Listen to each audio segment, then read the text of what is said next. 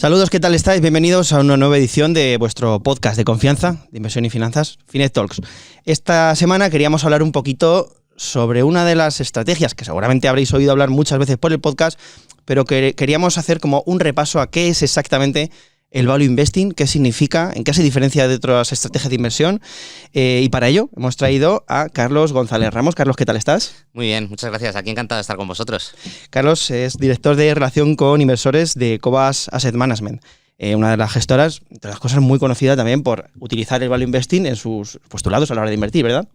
Así es, básicamente toda la inversión que nosotros hacemos a la hora de decidir dónde poner el dinero de nuestros inversores, pues lo hacemos a través de la filosofía del value investing, de la inversión en valor. ¿Cómo definirías, vamos ya a lo mollar directamente, cómo definirías el value investing en pocas palabras para alguien que no está familiarizado con el término, no sabe ni qué es exactamente? Invertir con sentido común. ¿Y esto qué quiere decir? Básicamente lo que el value investing intenta hacer, o lo que pretendemos los gestores que utilizan, digamos, esta filosofía de inversión, es invertir en empresas que están bien gestionadas, que son buenos negocios y que están a buen precio.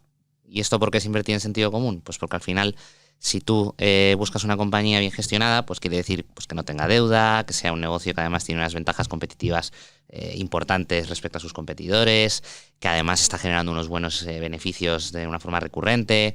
Es decir, cuando uno decide comprarse algo, ya sea del día a día o en el mundo de la inversión, intentas pues buscar algo que esté barato, pero que además te dé una buena funcionalidad, que tenga calidad.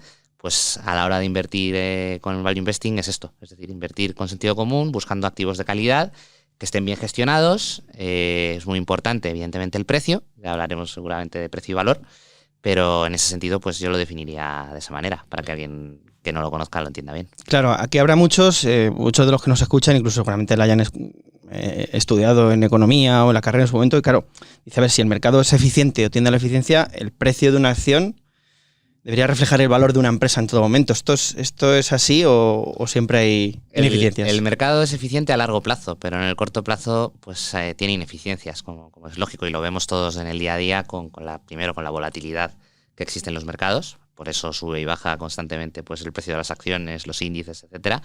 Y también lo podemos ver como muchas veces hay noticias un poco fuera de lo que es el mercado en sí, pero que afectan de forma muy directa a las bolsas, que luego vemos cuando pasa el boom inicial de una noticia, puede ser geopolítica, puede ser económica, puede ser ahora además con toda la interconexión que hay gracias a internet, redes sociales, pues lo que pasa en China al segundo se sabe en Estados Unidos, pues de alguna manera toda esa información inmediatamente te hace tomar decisiones en el mundo de la inversión que pueden ser erráticas o no en función del calado que tenga esa noticia, ¿no? O una decisión que hayan tomado a nivel político o económico. Entonces eso muchas veces hace que el mercado sobrereaccione tanto al alza como a la baja ante noticias que no tienen por qué. Y ejemplos hay muy claros, es decir, muchas veces hay noticias relacionadas a lo mejor pues con un país determinado que tiene algún tipo de problema económico o incluso algún conflicto bélico, algún asunto pues que sea más mollar y que pueda generar un impacto en la opinión pública y mediática importante, que genera de repente ruido y en los mercados caen de forma importante. Pero hay compañías que probablemente, o sin probablemente, vamos, el 90% de los negocios seguramente que cotizan en el mundo, seguro que no tienen exposición muchas veces a esa pequeña o a esa noticia dada en un determinado país, ¿no? Evidentemente no es lo mismo que pase algo en Estados Unidos a que pase algo en Sri Lanka, ¿no? Entonces, bueno, teniendo eso en cuenta, pues al final el mercado es ineficiente a corto plazo porque de alguna manera los agentes que interactúan en él, que son desde los inversores retail a los inversores institucionales, a los propios dueños de las compañías, en definitiva, pues todo el mundo que está vinculado a los mercados financieros, en un momento dado toma decisiones que pueden ser más o menos racionales y eso hace que muchas veces el precio de una acción no coincida con el valor de la misma. Y ahí es donde entra en juego pues el análisis fundamental y en este caso el value investing, es decir, encontrar negocios que por distintos motivos, pueden ser muy variados, pues el precio al que cotizan están por debajo del valor real del mismo, del negocio.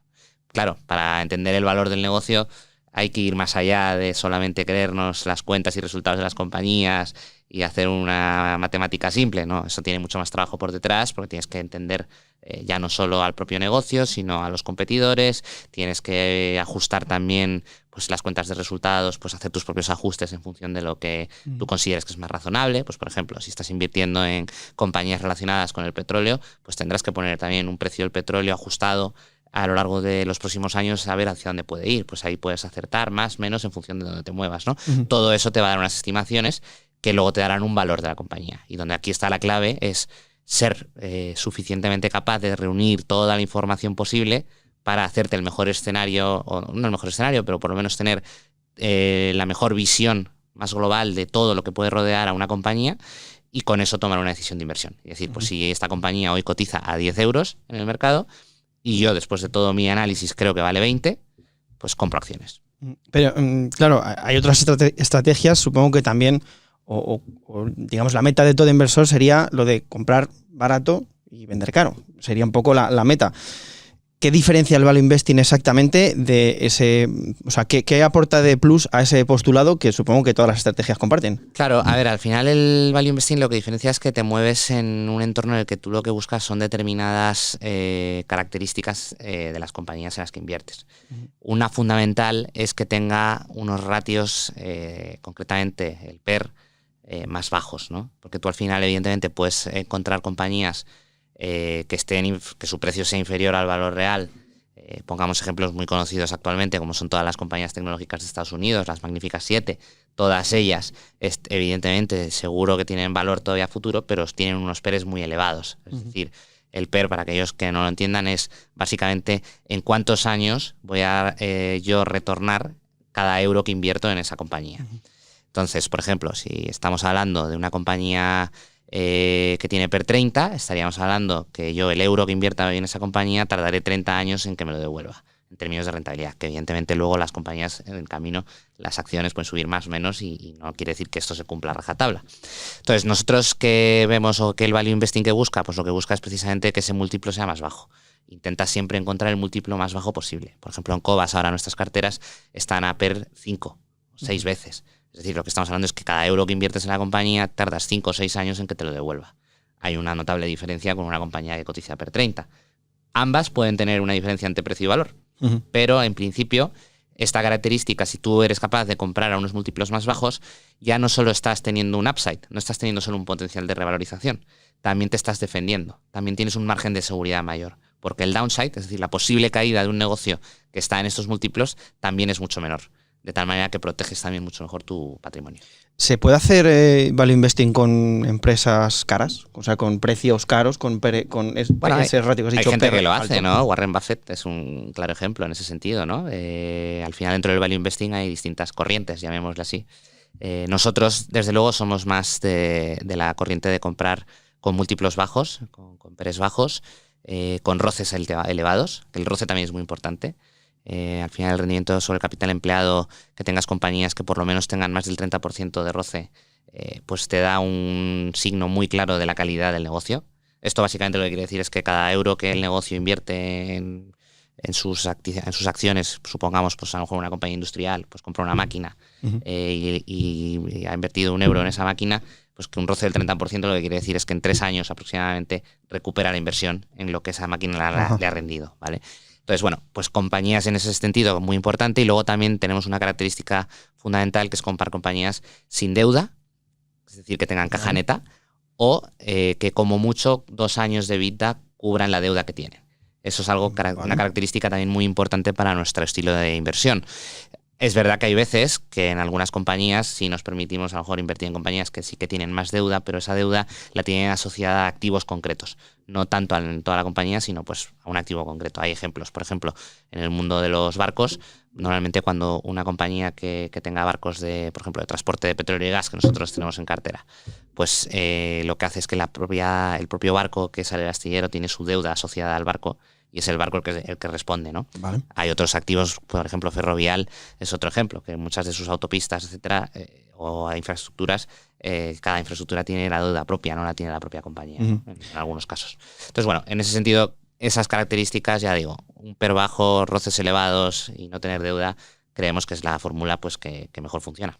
Genial. ¿Y cómo manejas situaciones en las que, por ejemplo, el mercado no reconoce lo que vosotros sí veis, o sea, veis el valor de una compañía, pero el mercado no lo reconoce y lleva el precio años y años caído, supongo? Esto lo habréis vivido más de una vez y vosotros decís, no, aquí hay valor, pero todavía el mercado no lo reconoce. O sea, ¿qué hacéis en ese momento? Porque pues ahí, un inversor, yo me vería tentado a vender ya de una vez, digo, porque esto no raciona. Totalmente, ahí la respuesta es paciencia, aunque parezca mentira, pero es la verdad. Es decir, cuando tienes un activo bueno entre manos, y no tienes prisa, es decir, si tú realmente como inversor el dinero que has invertido, o sea, la primera premisa es que normalmente cuando inviertes en compañías infravaloradas y buscas una inversión, digamos, value, ¿vale? Estás metiendo un dinero que no necesitas a corto plazo. O sea, esa sería, digamos, por lo menos mi primer consejo a cualquier persona que se quisiera acercar a una gestora value o a este tipo de inversión. Porque a corto plazo puede pasar cualquier cosa, cualquier tipo de inversión, pero en este caso siempre estamos sujetos a que a corto plazo haya volatilidad y oye, pues a lo mejor a un año vista no ganes dinero. Eso puede pasar, incluso a más plazo. Entonces, volviendo a tu pregunta, al final la única manera de cuando el mercado no reconoce el valor de las compañías es, por un lado, seguir trabajando en que tu tesis de inversión en cada uno de los negocios, pues oye, seguir confirmando que estás bien posicionado, tampoco enredarte en la compañía. Es decir, si vas viendo que pasa el tiempo y que hay cosas de la compañía que no funcionan bien y vas viendo otras compañías que tienen más potencial o que pueden sustituir, oye, pues vas vendiendo acciones de una y vas comprando otras. Es decir, que también es muy importante la rotación de la cartera, aunque inviertas a largo plazo. Que eso nosotros, para que te hagas una idea, aunque seamos inversores a largo plazo, a 7 o 10 años vista, la rotación de la cartera es diaria. Entre que entra dinero, entre que hay movimientos, entre que una compañía sube a lo mejor un 10% un día, entonces vendes unas acciones de esa y compras de otra que ha caído, o de repente aparece una nueva compañía que por lo que sea aparece a un precio atractivo, pues tú al final vas haciendo unas rotaciones ahí y en el corto plazo vas moviendo el dinero de los inversores en el fondo de inversión, siempre con una estructura y con un pensamiento a largo plazo, y tampoco haces grandes cambios, pero esa rotación existe. Entonces, partiendo de esa base, si tú tienes muy claro que el activo en el que estás invirtiendo, que la acción de la compañía que tienes en cartera vale más de lo que cotiza, y con el tiempo te sigues cerciorando de que es así, tu convicción aumenta, por tanto tu confianza en que el valor de los fondos suba también, pues la paciencia en ese sentido es más fácil de tener, ¿no? Y por eso te diría que al final, cuando eso sucede, lo mejor es, si tienes claro que las inversiones que hay detrás son buenas, esperar. Y no enrocarse, supongo, porque también habrá muchas veces que hay valor, como has comentado, hay valor, pero en algún momento quizás deje de tenerlo. O sea, no necesariamente eso va a... Pueden ser trampas de valor. O sea, que esto es lo que ¿Qué es exactamente esto, una trampa de valor? Una trampa de valor al final pues son negocios que pueden estar muy baratos, pueden tener múltiplos muy bajos, pero que nunca al final esa compañía sea capaz de darle la vuelta a la situación por la que está tan barata. A veces hay compañías que a lo mejor es porque han tenido algún tipo de turnaround, es decir, compañía que ha tenido algún problema gordo, han tenido una ampliación de capital o han tenido problemas de management o se han endeudado mucho, etcétera. Y entonces tú cuando vas a analizar esa compañía ves que están haciendo un cambio de modelo o de gestión o que han hecho esa ampliación de capital, la deuda ya no es un problema, entras pensando a lo mejor es un buen activo, pero no le dan la vuelta a la situación. Y ahí te encuentras una trampa de valor, porque efectivamente está barata, múltiplos baratos, puede no tener deuda, pero a lo mejor el negocio ya no funciona. Y eso ha pasado en toda la vida, vamos. Lo importante ahí es que si te pilla una trampa de valor sean en pesos pequeños y en porcentajes pequeños. Por eso los fondos de inversión tienen también una ventaja respecto a invertir directamente en acciones, que al final tú en un fondo de inversión tienes una cartera diversificada en 50, 60, 70 valores, y si el gestor hace bien su trabajo y de alguna manera las compañías con mayor convicción, que sabes que van a funcionar mejor, tienen más peso, y luego la cola de valores, los que menos peso tienen, pues a lo mejor tienes alguna compañía que en un momento dado falle, el impacto que tiene en un fondo de inversión que esa compañía falle, en términos monetarios, es mucho menor que si yo hubiese tenido acciones directas de esa compañía. Claro.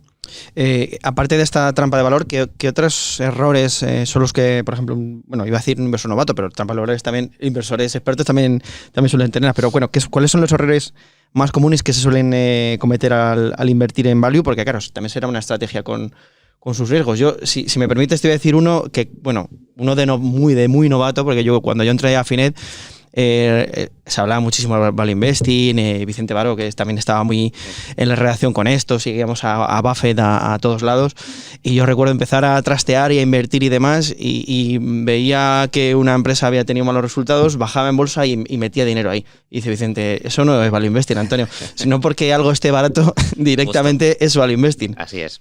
No todo lo que está barato es un buen negocio, ni todo lo que está barato está a buen precio. Puede estar barato, pero puede estar todavía más barato, ¿no? Entonces, en ese sentido, yo primero, por el lado del ahorrador o del inversor retail, lo primero que lo he comentado antes, yo creo que la primera clave a la hora de invertir en cualquier tema, ya sea value, crecimiento, análisis técnico, es que el dinero que inviertas no lo necesites. Que tengas eso, pero clarísimo. Y otra de las cosas también muy importantes, que el dinero que inviertas y decidas invertir que no necesitas, también te deje dormir. Es decir, que no estés todo el día pendiente de si sube o baja. Somos muy pesados con eso, pero me alegro que lo digas tú también. Porque eso no va a ninguna parte. Y al contrario, lo que te genera a ti son frustraciones. Y ahí entramos en la parte emocional, la toma de decisiones, los sesgos de inversor, que otra de las respuestas sería también, en el caso de muchos inversores, los sesgos, por ejemplo, sesgos de confirmación, muchas veces, o sesgos de manada, el efecto rebaño.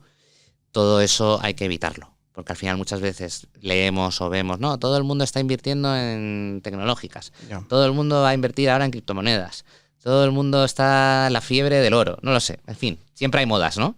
Entonces hay que tener cuidado con las modas también, ¿no? Porque al final ese efecto rebaño está ahí. Que cuando tú vas a llegar, probablemente eres el último en llegar. De hecho, yo recuerdo una frase que siempre merodea un poco por el ámbito del value investing, es de algunos clientes, ¿no? Que dicen, cuando veas que tu jardinero empieza a comprar bolsa, huye, ¿no? Ten cuidado, ¿no? Es decir, cuando cualquier persona empieza a invertir en un activo, en una acción, ojo, que algo ahí puede estar ya pasado de precio, ¿no? Que no tiene por qué, pero bueno, son pequeñas alertas, ¿no? Entonces, en ese sentido, yo iría mucho por el lado de lo que has dicho tú, de que no todo lo barato es una buena inversión. Luego, los sesgos que tenemos como inversores, tanto los profesionales como los inversores retail, los ahorradores, ser conscientes de ellos.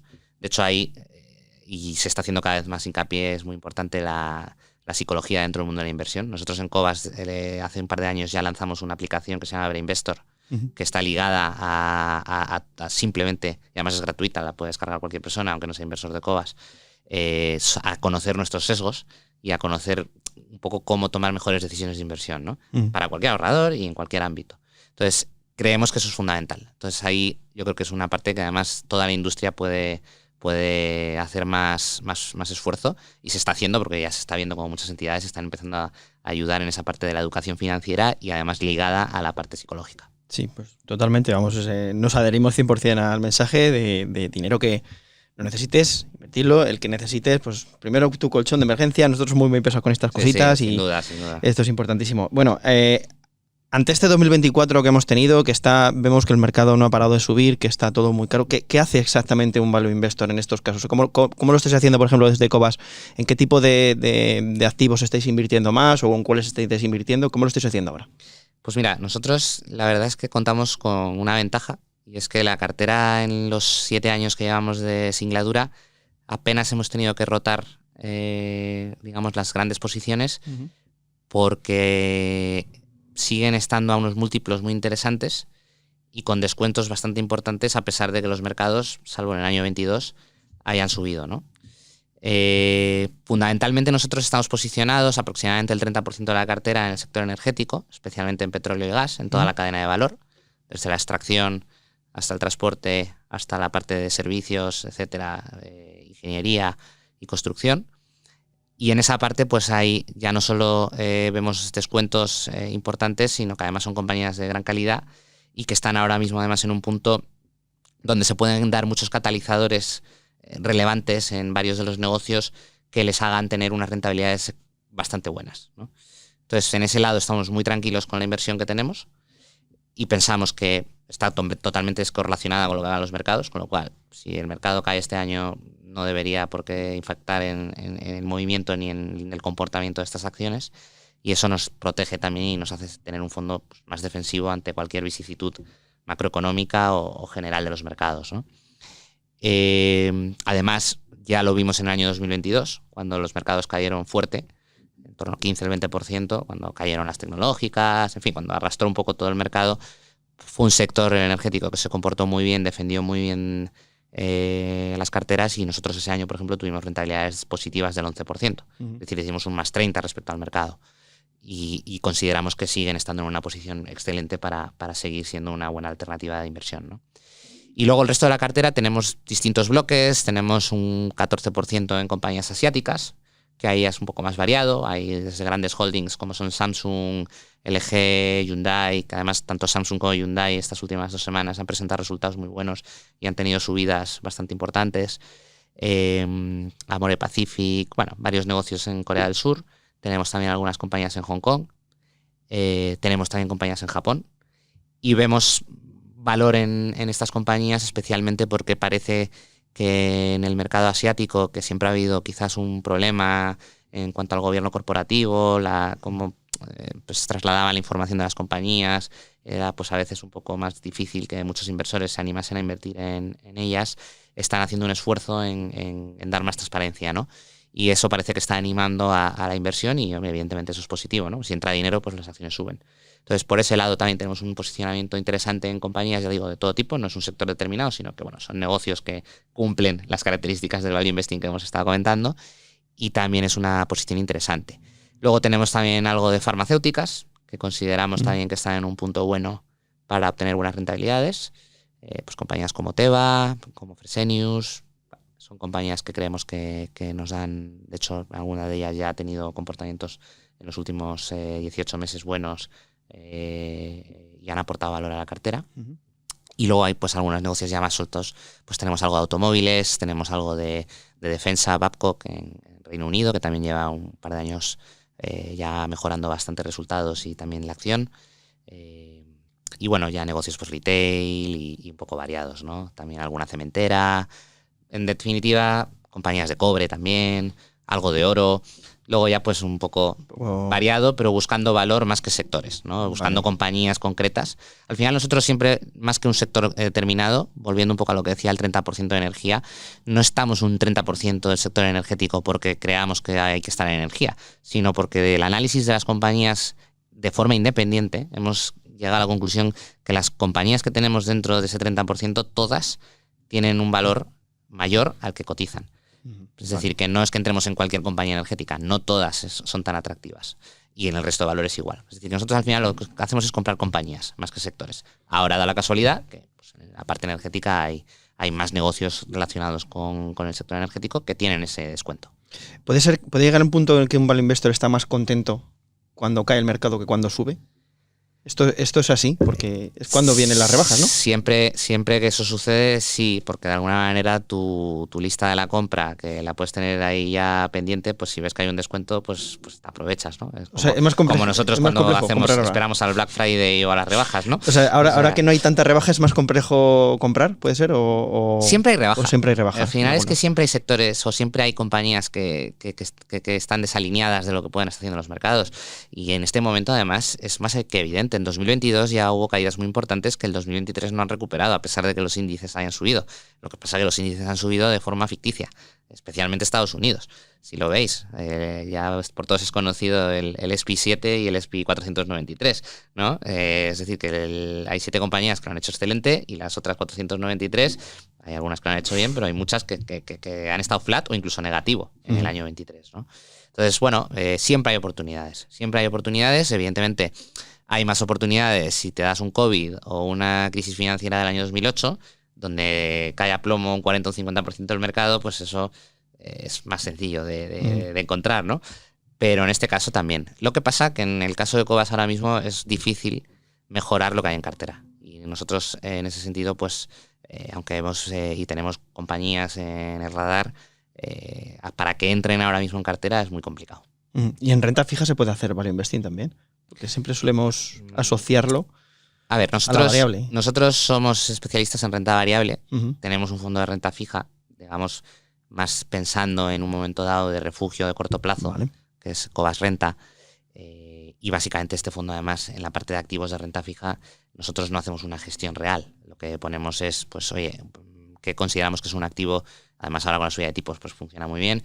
Más tranquilo y seguro, pues compramos letras de tesoro a corto plazo o compramos bonos alemanes a corto plazo, y eso es defensivo para que, oye, que nos dé un poquito, pero que sabes que el dinero está ahí tranquilo. No te vas a high yields ni te vas a rentas fijas complicadas. Bien es cierto que el value investing, cuando tú inviertes en compañías, evidentemente tienes que analizar su deuda. Y muchas de estas compañías emiten bonos. ¿Qué hemos hecho nosotros? Pues en nuestra cartera de renta fija sí que tenemos aproximadamente un 15%, aparte de los bonos y letras que he comentado, de compañías que tenemos en la cartera de renta variable que han emitido algunos bonos de renta fija pues a yields del 6, del 7, incluso más elevados. De hecho, creo que el yield ahora mismo medio de las compañías que tenemos bonos es el 11%. Como las conocemos muy bien esas compañías, pues somos capaces de entender que esa renta fija que están ofreciendo a esas rentabilidades puede ser interesante para nuestro fondo de renta fija.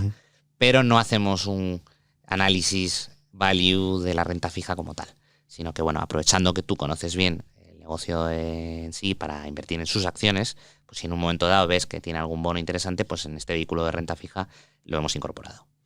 Y por último, siempre suelo hacer una pregunta que aquí no sé qué me vas a responder, tengo dudas. Voy a intentar preguntarle a Carlos, ¿vale? Independientemente de Cobas Asset Management, sí. ¿Vale? A Carlos.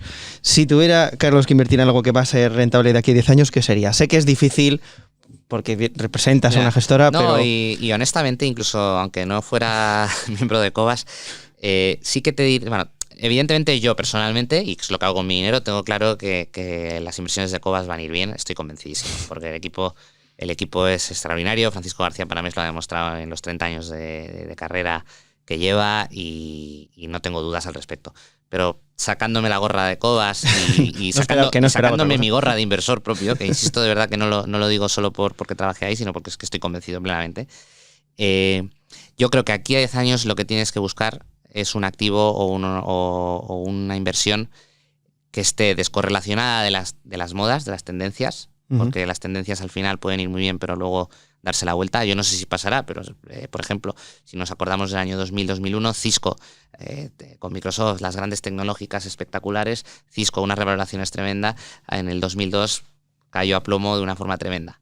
Yo no sé si va a pasar eso con Tesla, con Nvidia, con Apple, no tengo ni idea, pero hay que tener cuidado, ¿no? Entonces, yo, por supuesto, lo que haría a 10 años, no es poner todo mi dinero solo en una acción, invertiría en un fondo de inversión, dentro de los fondos de inversión que tuvieran filosofía value, y ya pues puestos a decir, como he dicho antes, en Cobas.